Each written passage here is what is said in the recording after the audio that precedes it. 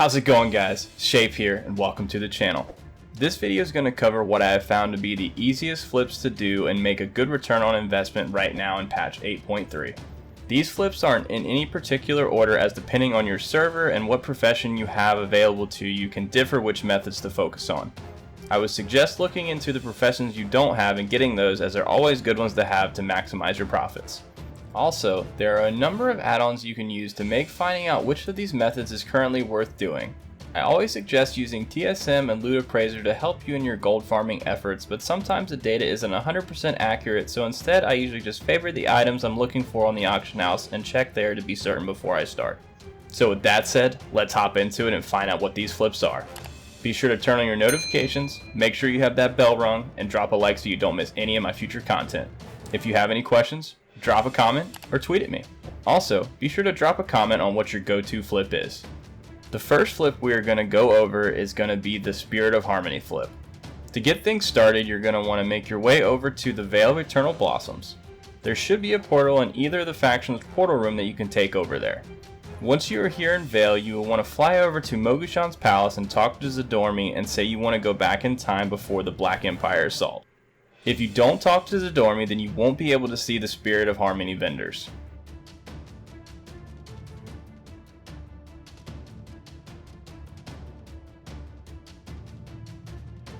Now that you're in the correct time, you'll want to head over and see Danky at the Shrine of the Two Moons for Horde and Crystal at the Shrine of 7 Stars for Alliant. Both of these NPCs will sell items that you will be able to exchange for the Spirit of Harmony. The most profitable items I have found are the Golden Lotus, Black Trillium Ore, and White Trillium Ore. I have broken them out in this chart to clearly show you guys how much profit you can expect from this farm. I know there are some add-ons that do this, but I've had issues with those in the past as the data isn't always updating correctly. So I prefer to just use a Google Sheet and calculate it myself. From this chart you will see that the Golden Lotus is the most profitable item for me on my server. However, you don't want to put all your eggs in one basket, as it only has a sell rate of 0.3. This is why you just don't want to buy a ton of Golden Lotus and try and sell them all at once. I recommend you either space out your sales and offer no more than a stack of 200 at a time, or buy different items from the vendor. If you buy a stack of 200, this will cost you around 20,000 gold to be able to buy that many Spirits of Harmony, if they're selling for around 100 gold each on your server like they are mine. Once you've sold all of your Golden Lotus, you should see a pretty decent profit for little to no effort, other than maybe having to repost if they don't sell. If you decide to buy some of the Black or White Trillium, then the same factors are in place.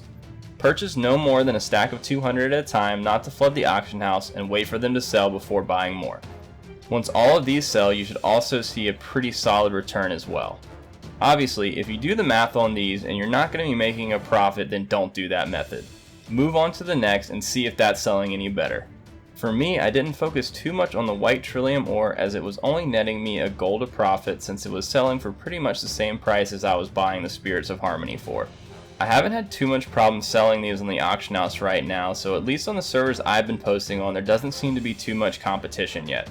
I say yet because a ton of the gold makers are trying to find ways to make a profit right now, since a lot of the farms that we've been doing in the past have fizzled out at this point since it's so late in the expansion.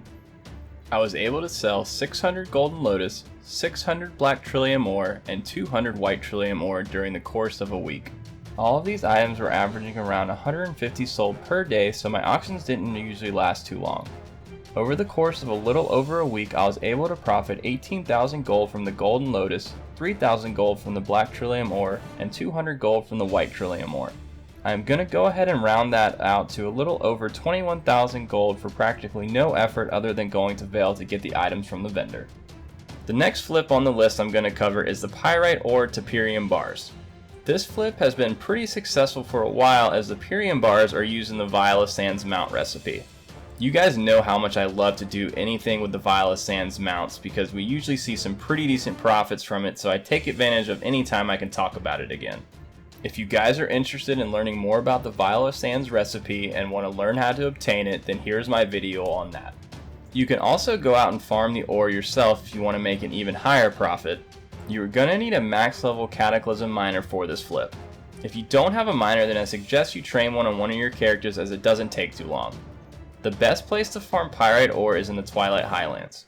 The ore is a rare spawn from the aluminium ore, so you will get a decent amount of that as well as some of the volatiles.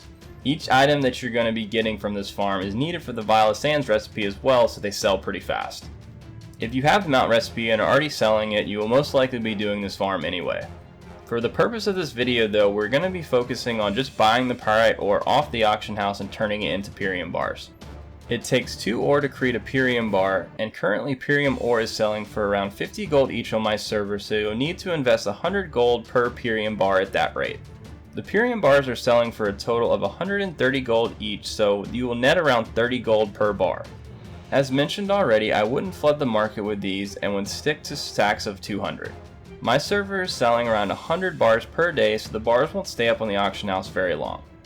Over the course of a little over a week, I was able to sell 1,000 Pyrium bars for a total profit of around 30,000 gold. Not too bad for just buying ore and turning it into bars to repost. If you guys are interested in some other smelting flips, then I would suggest you go in and look at all the ore and then compare it to all the bars to see what you can make some easy gold off of.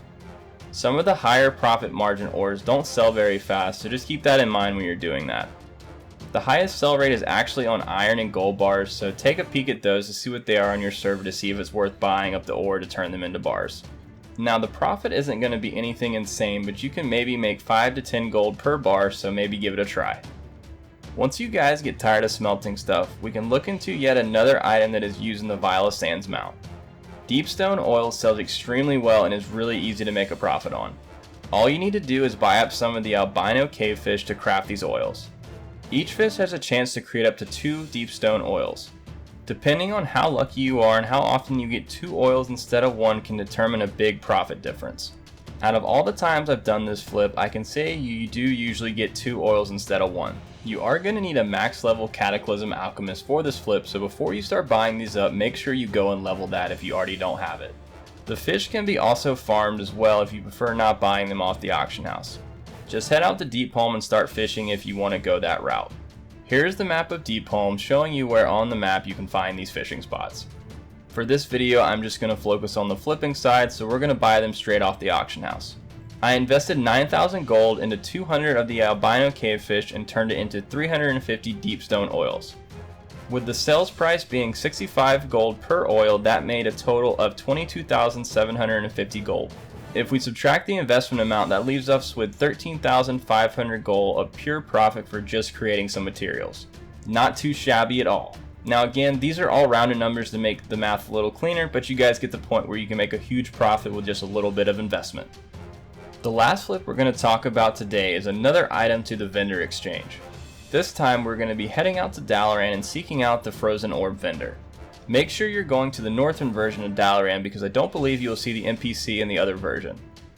You can find the vendor here where I'm located on the map.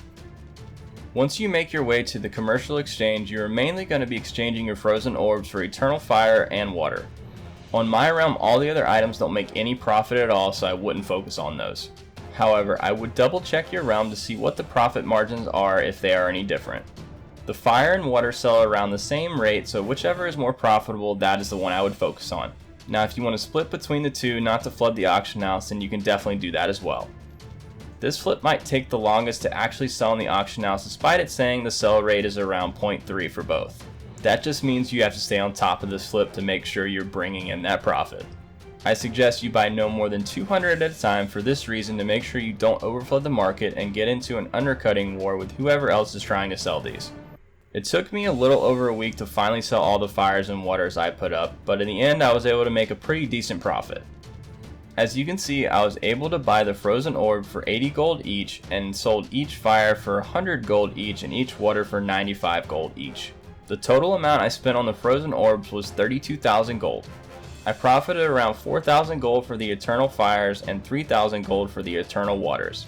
So my grand profit between the two items I bought from the frozen orb vendor was around 7,000 gold.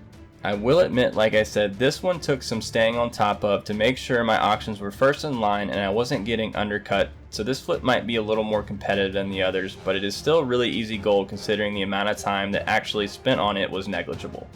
Well, there you have it guys, the easiest flips to do right now in patch 8.3. I hope you guys enjoyed, and don't forget to let me know any other flips that you're currently doing that are successful. Please Please drop a like if you enjoyed the video to show some love for the channel, and I'll catch you guys next time.